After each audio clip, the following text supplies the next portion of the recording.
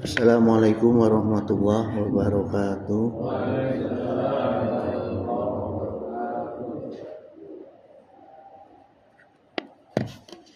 Bismillah. Alhamdulillah allazi la ilaha illallah la mawjuda illallah la ma'buda illallah la matluba illallah la maqsuda illallah. Allahumma sholli wa sallim wa barik ala sayyidina wa maulana Muhammad wa ala alihi wa ashabihi wa man tabi'ahum ila yaumil qiyamah. Amma ba'du. Hadratal muhtaramin al-fudala al-kiram wa bil khusus Rais Masjid Jami Al-Manan Suma Hadratal Karim Takmir Masjid Jami Al-Manan Ayuhal mukarramun sahibal fudala alazi yahduruna fi haza Masjid Jami Al-Manan hafidakumullah wa ri'akum. Allahumma arzuqna fahman nabina hifdal mursalina wa ilhamal malaikati muqarrabina birahmatika arhamar rahimin. Ayuhal ikhwan, seperti biasa pembukaan pengajian saya bacakan dua hadis ya sebagai muqaddimah. Pertama, waqala Nabi sallallahu alaihi wasallam man goda ila masjidi, siapa yang segera pergi ke masjid la yuridu ila ayata alama khairan au yu'allimuhu ya. Nah, perginya ke masjid itu tidak ada keinginan kecuali belajar kebaikan atau mengajarkan kebaikan, kana lahu ka ajri hajjin tamahijatuhu ya. Maka dia mendapatkan pahala seperti orang yang berhaji secara sempurna, hajinya mabrur, amin ya.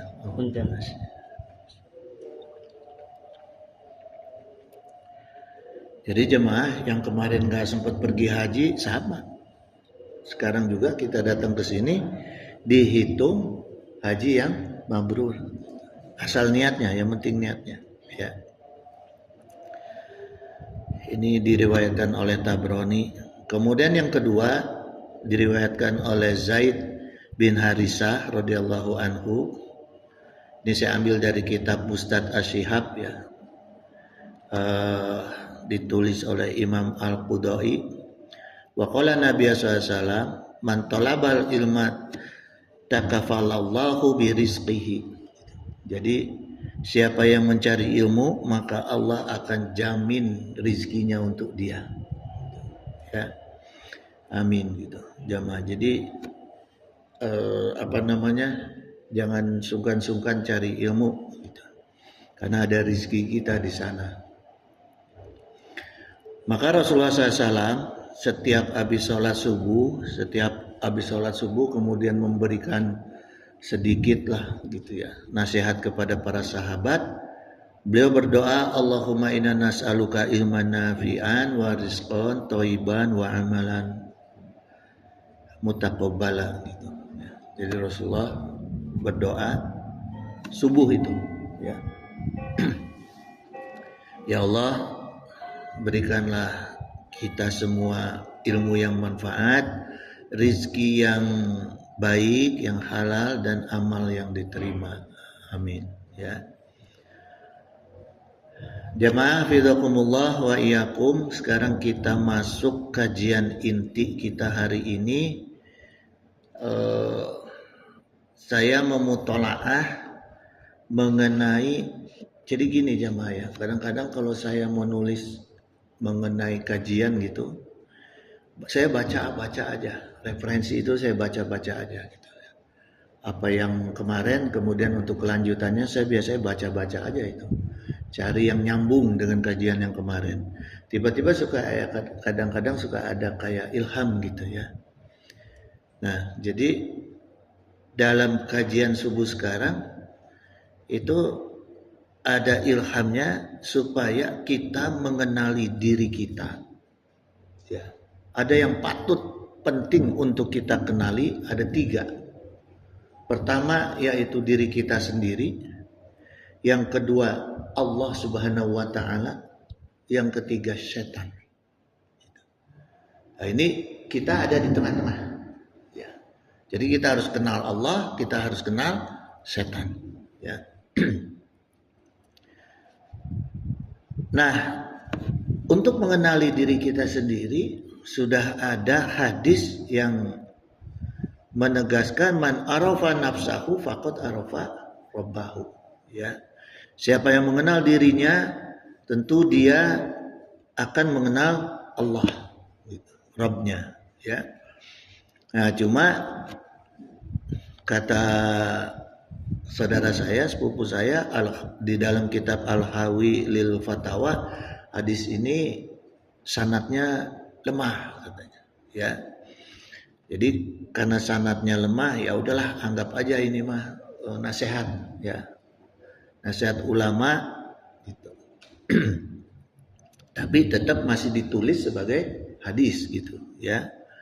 Nah, jadi jemaah, selain diri kita dan Allah, yang harus kita kenal juga setan. Ya, kadang-kadang kita manusia itu banyak nggak mau kenal setan, maka gampang digoda oleh setan, karena nggak mau tahu dengan urusan setan. Ya, nggak mau tahu, nggak mau kenal zat setan. Wa qala Allah Ta'ala wa kadzalika ja'alna likulli nabiyyin aduwan. Jadi dan setan itu Allah sudah menjadikan musuh bagi setiap para nabi, musuh utama. Kalau sudah jadi musuh utama para nabi, maka musuh kita juga adalah setan. Jadikan musuh utama kita juga gitu, ya. Karena kan kita pengikut nabi, pengikutnya Rasulullah SAW. Nah, siapa mereka? Sayatinal insi wal jini. Ya. Jadi setan-setan itu adalah dari jenis kalangan manusia dan jin. Ya. Jadi kita harus kenal tuh. Oh, ini manusia, tapi lain setan ya mah. Gitu, ya. Ini jin, bukan, ini mah setan misalnya gitu. Ya. Nah, untuk membedakan jin sama setan, itu dari kalangan jin dan setan itu kalau orang kesurupan tuh ketahuan. Ya. Ada orang kesurupan katanya ngaku ini, ngaku itu, ngaku orang ulama misalnya, ya.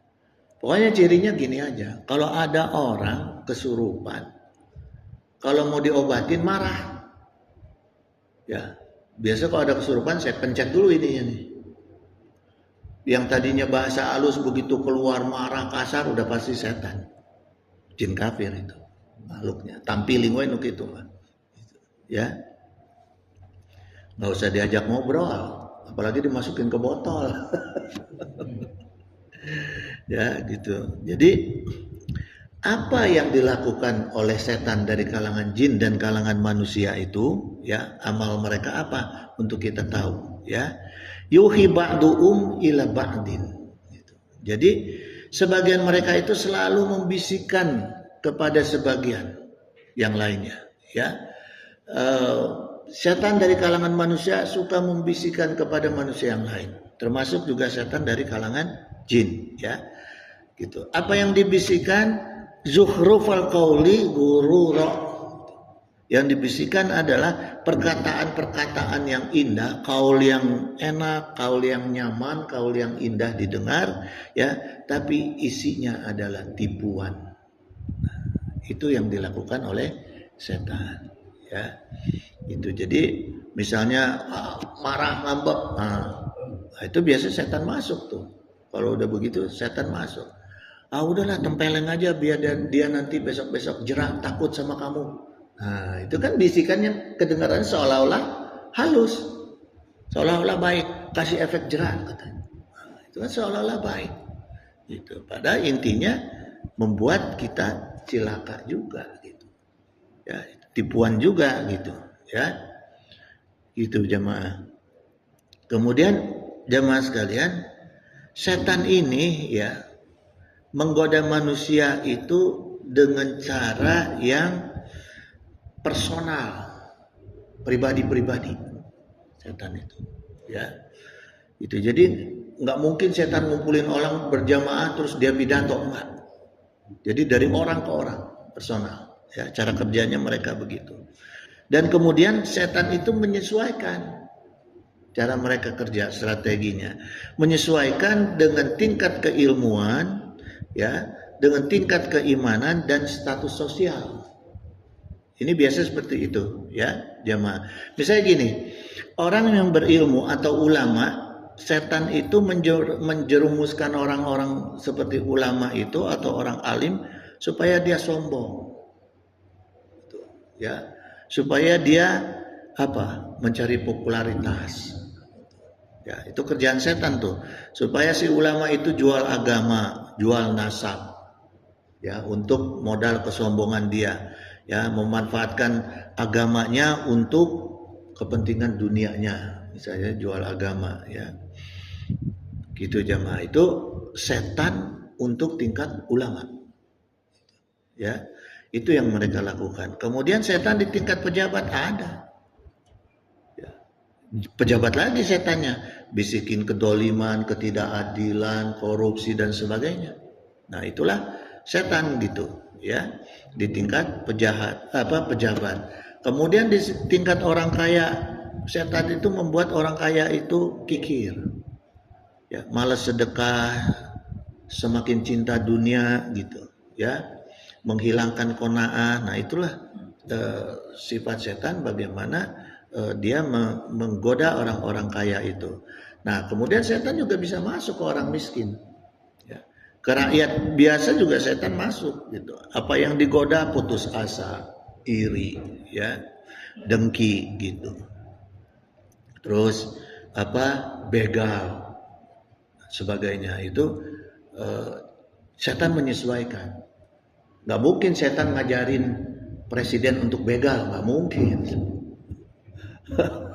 Ya kan, setan masuk ke ulama diajak ke jalan begal, nggak mungkin gitu, ya, gitu. Jadi setan tuh udah tahu bagaimana dia masuk ke personal orang masing-masing, ya. Nah, ke pemuda misalnya nafsu, pergaulan bebas, narkoba dan sebagainya lah gitu, ya, melanggar agama. Nah, kemudian ke pengusaha, setan juga menggoda ke pengusaha. Yang paling mudah itu dia bisikan 3 hak. Apalagi pengusaha muslim, ya, halal, haram, hantam terus. Rumusnya kan sebagai pengusaha mah, udah yang penting mah kita mah orang Islam, tahu yang halal, tahu yang haram ke hantam terus we gitu. Ya, itu pengusaha tuh, setan menggoda, ya. Gitu, sehingga bisa riba dan sebagainya gitu. Nah, tapi jamaah, saya terus terang, saya memahami setan ini, justru saya memilih supaya jadi pengusaha. Karena bagi saya yang paling mudah dan yang paling nyaman itu godaan setan kepada pengusaha, ya. Makanya saya nggak mau dipanggil kiai, dipanggil ulama, dipanggil ustadz, apa nggak mau. Karena godaannya apa? Nggak ada duitnya. Sampai paling tebal berapa sih amplop? Jadi Habib, jadi ulama, jadi ustadz, paling tebal berapa duit? Nggak ada duitnya, nggak mau saya dipanggil ustadz. Di Cianjur juga panggil ustadz ulah haji we. Kenapa dipanggil ustadz? Kayak nu datang setan nu ngoda amplop, liar aing. Gitu. Makanya saya pengennya jadi pengusaha aja, gitu, ya. Gitu jamaah. Karena pendapat saya, ketika saya jadi ulama, saya bisa nipu setan. Iya, jemaah, ya. Ketika saya jadi pengusaha, saya bisa nipu setan. Dengan cara apa? Dengan cara mendalami ilmu tauhid, fikih dan tasawuf dan mengenali setan. Gitu, ya. Jadi begini, jemaah. Yang pasti, setan itu tidak bisa baca hati manusia, itu yang pasti. Buktinya apa? Nabiullah Sulaiman alaihissalam meninggal itu anak buahnya dari kalangan jin, ya nggak bisa tahu. Taunya Nabi Sulaiman alaihissalam meninggal itu setelah tongkatnya dimakan rayap, jatuh, baru tahu oh sudah meninggal.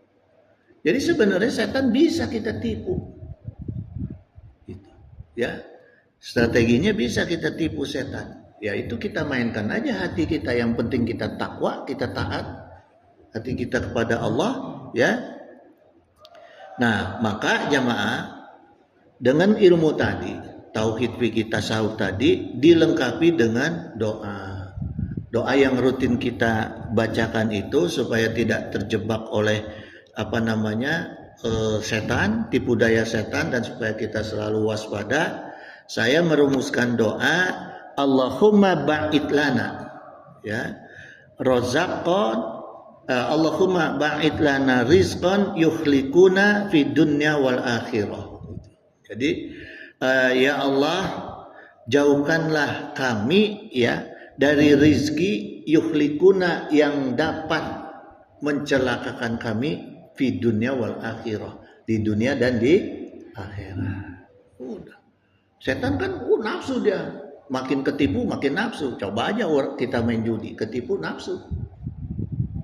Setan kayak gitu, makin ketipu sama kita nafsu, ayo dia asong-asong ke dunia terus. Tapi kita minta ya Allah jaga kami dari harta yang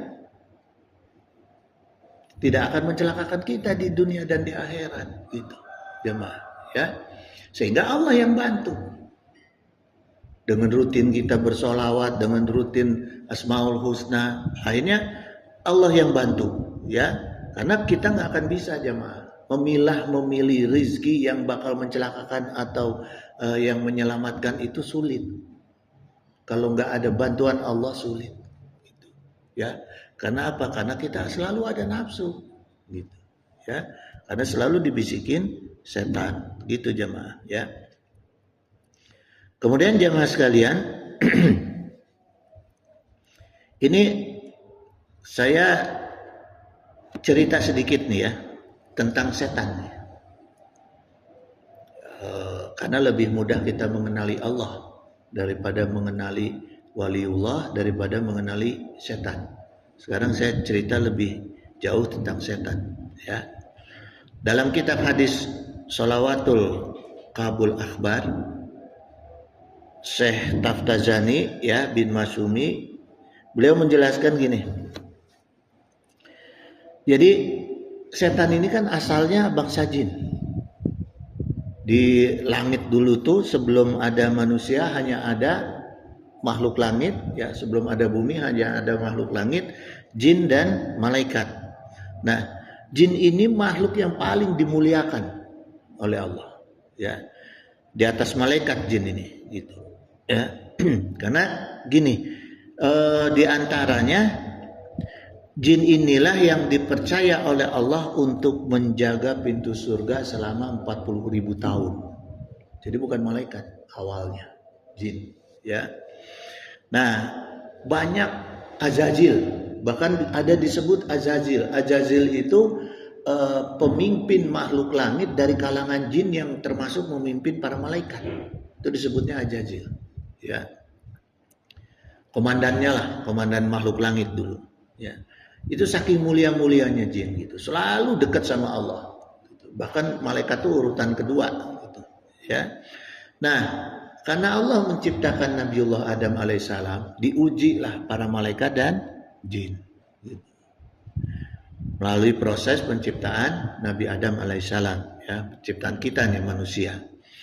Jadi singkatnya gini jemaah, secara bahasa Arab, ya, dalam lughah, hal-hal yang kotor ketika ditutupi dengan yang baik, ya, misalnya sifat kita ini kan kotor, ditutupi dengan yang baik, ya, pura-pura baik lah, purba misalnya, ya, pura-pura baik, dalam bahasa Arabnya itu disebutnya labasa atau labisa, ya, gitu. Jadi makanya ini baju ini kalau di Arab ini disebutnya libas, gitu. pakaian, menutupi yang kotor gitu ya. Nah, kalau yang baik ditutupi dengan yang kotor, dalam bahasa Arabnya disebutnya balasa.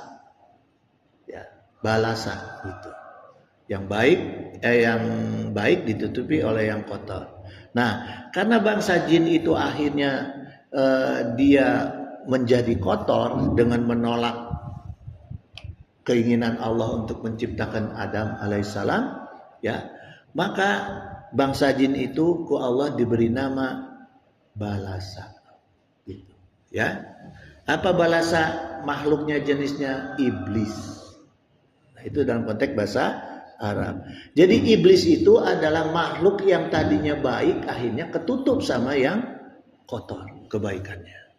Maka disebut jadi iblis, gitu, ya. Jadi jangan gampang mengaku orang baik, nanti kita jadi iblis. Kalau ketutup, kebaikan kita ketutup dengan sifat-sifat kotor kita, gitu jamaah ya, gitu. Jadi itulah iblis makhluknya, nama makhluk yang kebaikannya ditutupi atau tertutupi oleh kejelekannya, kekotorannya, ya. Sifatnya itu jadi sifat sombong, hasad dan sebagainya. Itu secara makhluk disebut iblis. Nah, maka dalam kamus Al-Munawir kata iblis itu juga diambil dari asal kata ya isa, itu putus asa, gitu ya. Orang yang suka putus asa, orang yang suka menyerah, orang yang suka menyia-nyiakan, mubazir itu iblis. Masuk dalam kategori iblis ya. Kemudian ablasa, ini orang-orang yang jahat, yang mudah memukul, menyakiti. Nah, itu disebutnya ablasa ya. Ada albalasa.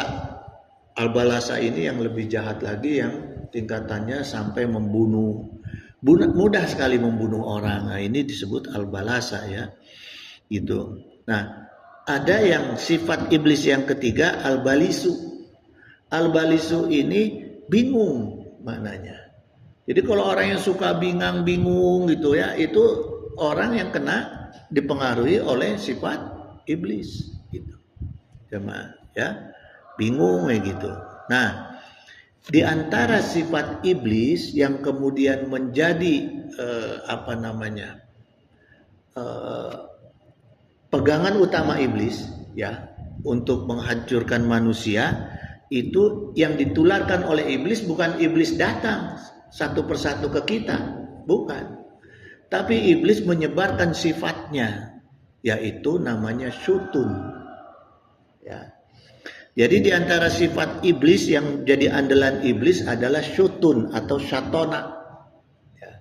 Syutun atau syatona. Nah, ini kalau dalam kamus Al-Mu'jam ya, Al-Wasit, itu artinya syutun itu atau syatona adalah sifat yang dijauhkan dari Allah Subhanahu wa taala.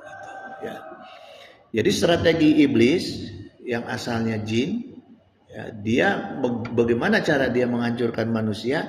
Dia tularkan sifat. Gitu. Ya. Jadi pembisikannya itu masuk lewat jalan darah manusia. Sifat setan itu dimasukin lewat jalan darah manusia. Nah, gimana supaya sifat setan itu melemah di dalam diri kita? Banyakin puasa. Ketika orang puasa, darahnya kan lemah, itu arus darahnya, ya itu. Dulu saya pernah belajar pernapasan dengan mengalirkan aliran darah, gitu, ya. Nah, ternyata ketika puasa nggak bisa tuh, nggak bisa maksimal, gitu. Karena apa? Walaupun digenjot secara pernapasan ya, karena nggak kuat, memang lemah gitu, ya, gitu jemaah. Nggak bisa dipakai gelut lah kalau puasa mah, gitu. Ya. Nah, kemudian jemaah sekalian, sekarang kita akan mengenali diri kita. Tadi kita sudah mengenal setan, ya.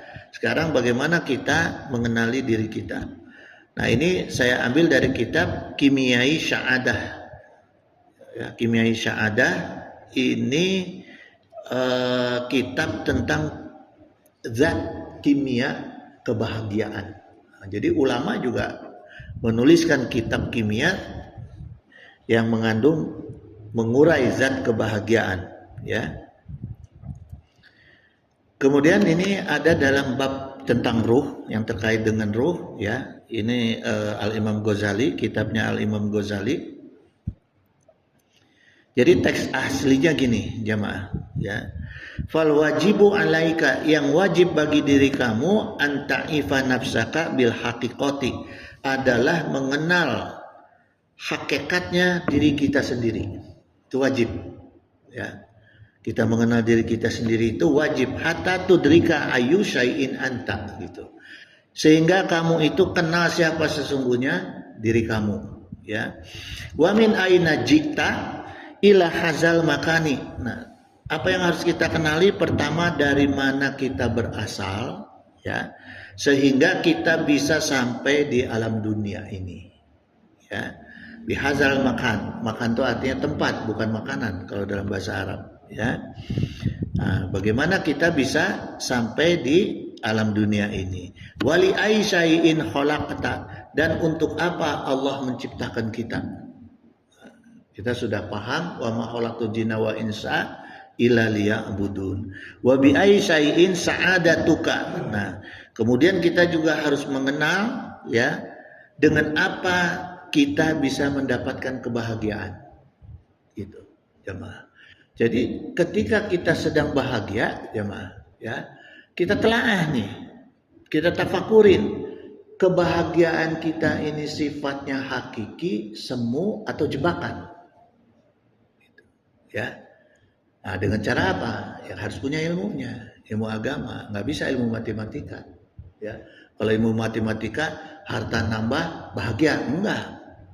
Itu ilmu matematika, 1 kali 1 jadi sekian tambah sekian, gitu, ya, gitu. Itu matematika. Tapi kalau kebahagiaan yang sesungguhnya nggak bisa dilihat dari situ, gitu. Ya, harus dilihat dengan konteks akidah, syariah, akhlak. Ya. Nah, apakah kebahagiaan itu, ya, akan cepat? Wa bi aisyai'in shiqauka, ya. Apakah kebahagiaan yang kita dapatkan itu akan membuat kita mengalami kesengsaraan atau tidak? Nah, di situ jemaah, ya. Ini kita harus kenali itu. Tafakurnya seperti itu. Waqad jama'ta fi batinika sifatin. Untuk lebih jauh kita bisa memilah dan memilih kebahagiaan kita dan kesengsaraan kita, ya, apakah ini hakiki ataukah ini yang istijrad, ya. Nah, kita juga harus mengenali sifat-sifat yang ada di dalam diri kita, ya. Waqad jama'ta fi batinika sifatin, dan sungguh di dalam diri kita itu ada hakikat berapa ragam sifat. Ada berbagai macam sifat di dalam diri kita. Nah, untuk kita kenali, minha sifatul bahaimi, di antaranya yaitu sifat binatang ternak. Jadi mutolaahnya gini, jamaah, tafakurnya sederhananya, ya. Kebahagiaan yang datang ini, apakah ini disesuaikan atau diantar oleh sifat ternak kita? Sifat ternak itu apa? Sifat ternak itu adalah cuma diam, makan, ya, nunggu dikasih makan, gitu. Nunggu rezeki dari Allah. Nah, itu sifat ternak, ya, gitu. Apakah semuanya itu datang karena sifat ternak? Maka dia jemaah, kalau datang karena sifat ternak, wajar. Ketika kita semuanya tanpa usaha, tiba-tiba sengsara. Ternak maka kalau udah gemuk dipotong, ya kan? Ternak enak hidupnya, dikasih makan terus, udah gemuk dipotong. Nah, itu kita harus waspada itu, ya. Maka jangan cuma Hardolin cek orang Sunda baheula mah, hardolin. Dahar modal ulin. Ya, kerjanya cuma makan aja, main gitu, ya. Nah, jangan seperti itu gitu, ya. Nah, itu apakah seperti itu? Wa minha sifatus sibai, yang kemudian ada di dalam diri kita itu adalah sifat binatang buas. Nah, segala dimakan, semua dimakan. Binatang buas memakan itu pakai bismillah. Serodok we gitu, ya. Nah, itu hati-hati nih. Apakah kebahagiaan kita datang karena sifat kita sebagai binatang buas? Nah, ya. Gitu. Kemudian wa min hasifatus sayatini. Nah, kita kenali juga di dalam diri kita ada sifat setan. Sifat setan ini melekat dengan sifat binatang buas, ya. Wa min hasifatul malaikati, dan sifat malaikat gitu, jemaah, ya. Kita harus bisa milih mana kita di dalam diri kita yang ada sifat malaikat. Malaikat aya nafsu gitu. Matak lamun mencari ilmu, mencari dunia, mencari kesenangan, mencari kenikmatan, jangan diantar ku nafsu, antar ku ilmu gitu, ya. Itulah rizki, kenikmatan yang hakiki, yang diantarkan dengan ilmu, bukan dengan nafsu, ya. Faruhu hakikotan jauharuka gitu. Sedangkan roh, dalam kitab ini Al-Imam Ghazali mengatakan ruh itu adalah esensi, ya, apa, inti dari kesejatian zat Allah. Ruh itu, ya, di mana keberadaan kita. Maka ruh itu tidak pernah mati sampai kapanpun. Dari pindah-pindah aja. Ruh itu hanya sifatnya pindah-pindah alam. Mulai dari alam ruh ke alam dunia, ke alam kubur, alam barzah, ke alam akhirat, alam surga atau neraka. Nauzubillah, terakhir. Gitu. Gak ada matinya. Ya, gitu. Ruh itu jemaah. Gitu. Maka ruh itulah zat aslinya kita sesungguhnya. Maka tidak ada campur tangan makhluk. Langsung fayanfuhu fihi ruh gitu. Wa ghairuha gharibun minka wa ariyatun indaka. Nah, selain ruh, kata Imam Ghazali, selain ruh itu semuanya adalah pinjaman kita kepada Allah. Maka kalau minjem harus dikembalikan. Maka ketika mati yang hancur adalah semua yang kita pinjam, karena sudah kita kembalikan. 2 tahun tuh maksimal tinggal apa tuh? Ini ya, tulang ekor. 2 tahun. Udah kembalikan pada Allah. Maka apa yang kita pinjam itu karena bukan asli punya kita, yang kita pinjam itu harus dihisab. Al-yauma nakhtimu, dalam surat Yasin kan ada. Ya, mulut dikunci, tangan dihisap, kaki dihisap, semua dihisap. Karena semua hanya pinjaman. Nah, kalau minjem dijaga jangan. Jaga, kalau minjem nggak dijaga mah diambil, buntung ke tangan orang. Ya, gitu. Tapi kalau Allah kan maha, begitu kita lupa ngejaga, minta hampura ke Allah, selesai. Jangan, ya, itu. Mau juga Haji Aksa, saya pinjemin diruksak, marah saya. Kalau belum diganti marah terus saya, kan gitu manusia mah.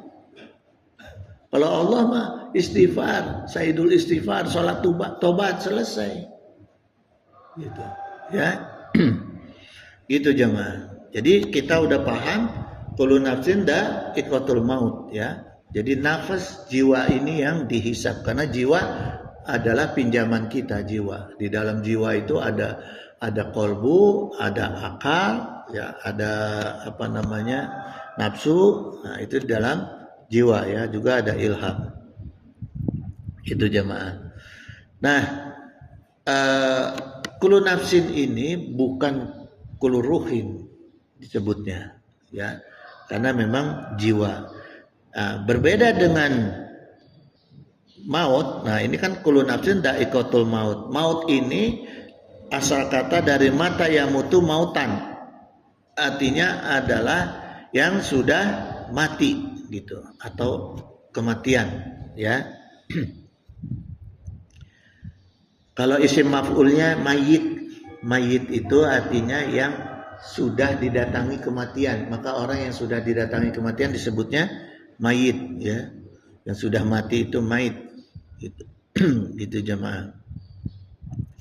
Nah, kemudian jamaah sekalian, jadi kata maut itu, ini saya ambil singkatnya aja ya, bedah nahunya. Kata maut itu menunjukkan kepada peristiwanya. Ulu nafsin da'iqatul maut. Jadi menekankan kepada peristiwa kejadian kematian. Gitu. Bukan pada jenisnya, bukan pada orang matinya maut, bukan. Tapi pada peristiwanya, ya, yaitu berpisahnya roh dari jasad gitu. Artinya bukan selesainya perjalanan manusia. Jadi orang yang mati itu bukan selesai perjalanannya, enggak. Karena ruhnya masih terus ya, masih ada hisab jiwanya juga gitu.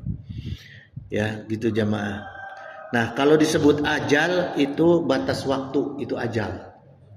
Ajalnya udah sampai berarti batas waktunya udah selesai gitu jamaah ya. Kemudian jamaah sekalian, terkait dengan ruh ya, ini memang sungguh-sungguh ruh ini adalah bagian dari unsur zatnya Allah yang dimasukkan ke dalam jasad manusia ya. Karena inna nahnu nukhil, Allah menghidupkan orang itu ya, pakai jamak, nahnunya itu maknanya ibunya, bapaknya dan Allah kerjasama ya. Itu jasad, jadilah karakter, jadilah sifat, jadilah tangan, kaki ya. Nah, kalau ruh itu faiza sawaituhu, maka ketika Allah sudah menyempurnakan zatnya, zat manusianya, yang menyempurnakan kejadian ini maksudnya ya. Sawaituhu, setelah Allah sempurnakan, itu biasanya 4 bulan. Proses 4 bulan disempurnakan janinnya, kemudian wa nafaktu fihi miruhi. Nah, aku kemudian meniupkan ruh ke dalam dirinya, bagian dari ruh aku gitu. Karena Allah yang maha hidup gitu. Jadi nggak akan ada kita kalau tidak ada Allah yang maha hidup, tidak akan ada makhluk ya. Jadi kata ruhi ini kata ruh dan i ya, yaitu kata ganti milik aku. Nah, jadi Allah tegaskan di sini ruhi itu artinya yang ditiupkan ku Allah, roh kita ini adalah milik Allah. Karena secara kaidah lugahnya ruhi itu adalah roh milik aku, kata Allah. Gitu ya. Firman Allah gitu. Kemudian ketika Allah meniupkan ruh ya, menitipkan ruh ke dalam diri kita dibarengi dengan perintah. Nah, ini yang harus kita faham, ini Quran nih ya. Al-Hijr 29. Faqa'u lahu sajidin. Nah, berbarengan dengan Allah meniupkan bagian zat ruhnya Allah itu ke dalam diri kita, dibarengi dengan perintah. Maka faqa'u ya, maka kamu itu harus sujud dan tunduk kepada aku. Nah, itu jemaah ya gitu. Karena ini cuma-cuma nih, syaratnya Allah cuma kasih gitu aja. Mau nggak aku kasih bagian dari diri aku? Kalau tangan, kaki, jasad itu bagian yang dipinjamkan oleh Allah dari luar dirinya Allah. Karena ada campur tangan makhluk penciptaannya. Tapi kalau ruh langsung bagian dari diri Allah. Percuma kita dikasih tangan, dibikinin kaki, tapi nggak dikasih ruh. Malah jadi hidup, jadi mayit. Gitu. Ya. Nah, syaratnya untuk kita hidup, Allah cuma minta satu, tunduk, taat sama sujud, udah. Mata kelamun orang yang ibadahnya nggak ada sujudnya, berarti dia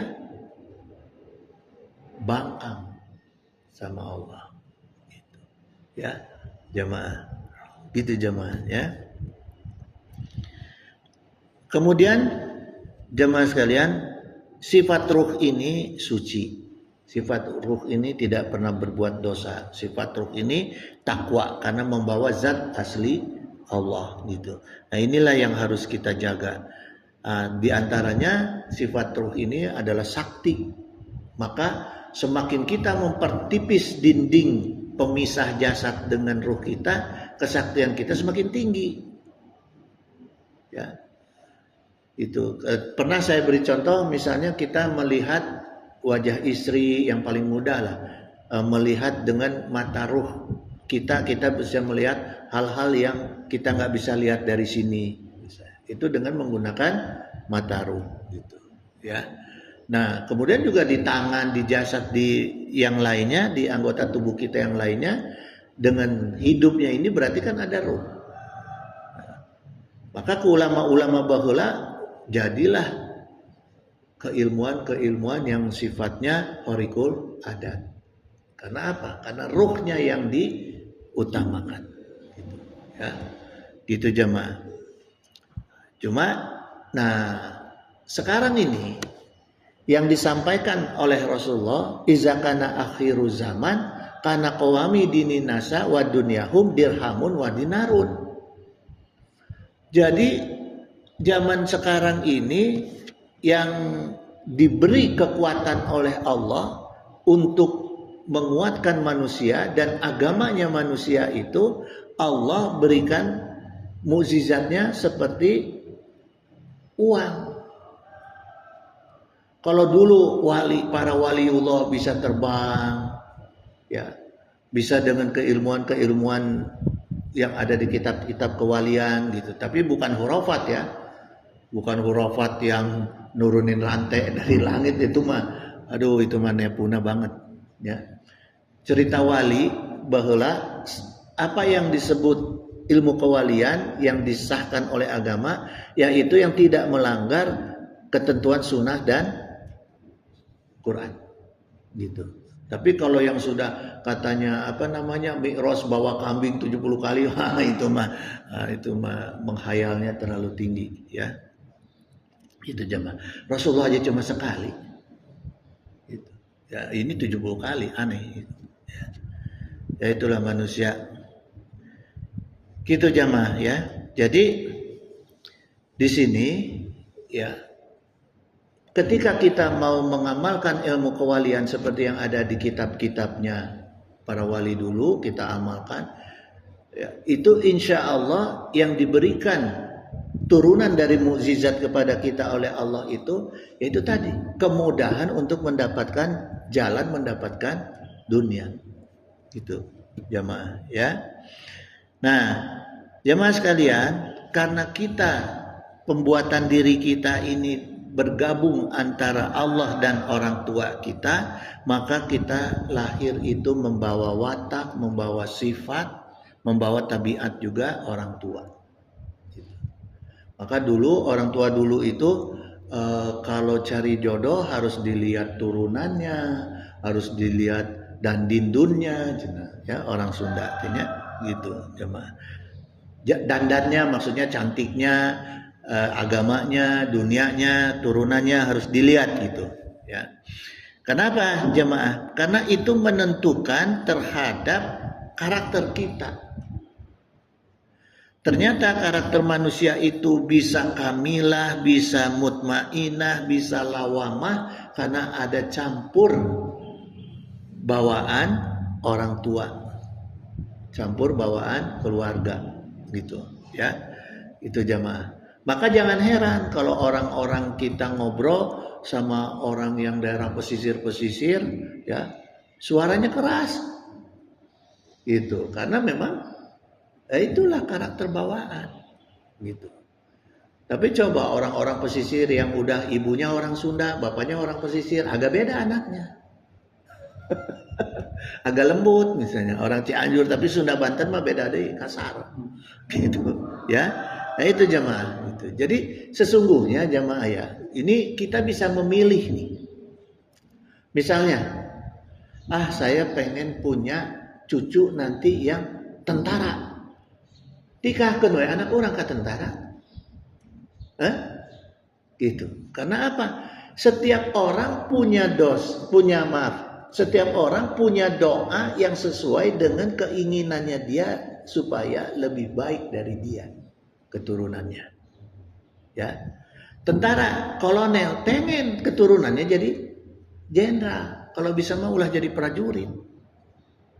Pasti. Kiai pengennya anaknya lebih berilmu, lebih soleh. Nah, ya orang kaya jangan sama, pengusaha juga gitu, anaknya lebih maju di bidangnya, gitu. Ya, pastilah. Anak polisi jadi polisi, gitu. Ya, disitulah jamaah. Ya, makanya ada pentingnya kita untuk mengikuti pepatah orang tua dulu, turunan, ya, gitu jemaah. Nah kemudian jemaah sekalian, sebagai penutup, ya, cara kita untuk mengontrol daripada karakter kamilah, mutmainah, lawamah kita itu, saya berikan rumus, ya, dari hasil tafakur ini adalah 5S supaya gampang. Ya. Apa itu 5S? Salat, sholawat, syukur, sabar, sedekah. Nah, itu aja. Ya. Daripada ngaji ribet-ribet. Gitu. Biar saya ngulik kitabnya, biar saya jamaah ambil 5S-nya aja. Ya, ambil 5S-nya aja. Salat, sholawat, syukur, sabar, sedekah. Jadikan itu sebagai tuntunan kita dalam kehidupan kita sehari-hari gitu ya jamaah. Insya Allah minggu depan kita lanjutkan lagi kajian mengenal Allah, mengenal diri kita dan mengenal setan. Innahu sami'un qaribun mujibud da'wat wa yaqdi hajat. Subhanaka Allahumma wa bihamdika asyhadu an la ilaha illa anta astaghfiruka wa atubu ilaik. Wallahul muwaffiq ila aqwamit thoriq. Wassalamualaikum warahmatullahi wabarakatuh. Ada yang mau nanya enggak? Ya. Ya. Sedikit Ustaz. Pertanyaannya ada sedikit begini. Seperti Ustaz sampaikan tadi tentang proses yang diajarkan oleh Syekh Nasab ya. Ya sampai naik 70 kali gitu. Nah, ini saya punya pengalaman terakhir tadi malam, kemarin kali subuh itu kita kebetulan ada acara tahun baru Islam. Itu dihadiri salah satunya oleh Habib ya. Saya harus sebut Al-Muhammadnya di Masjid Al-Kabar Besar. Pada saat terakhir itu pas kita baca sholawat berdiri itu, jadi udah kedua kali saya lihat orang itu begitu. Dia sampai lihat ke atas sampai nunjuk. Dan di lalahnya ada beberapa jamaah yang itu maksudnya apa tuh maksudnya? Kalau makan sambil lirik-lirik gitu, nunjuk gitu. Sallallahu alaihi wasallam sambil nunjuk sampai ada apa? Maksudnya apa tuh maksudnya? Teknik. Kalau bahas kitabnya bingung saya, itu mah teknik gue. Maaf ya. Yang berhak disebut Habibana itu hanya Rasulullah. Hanya Rasulullah. Ya. Masa ada keturunan yang mengaku lebih baik? Kalau keturunan bapak kita boleh lebih baik. Tapi kalau keturunan Rasulullah, masa kita lebih baik daripada Rasulullah? Orang Rasulullah manusia terbaik. Ya. Gitu. Jadi ya kalau yang gitu-gitu maaf ya, saya jadi apa ya?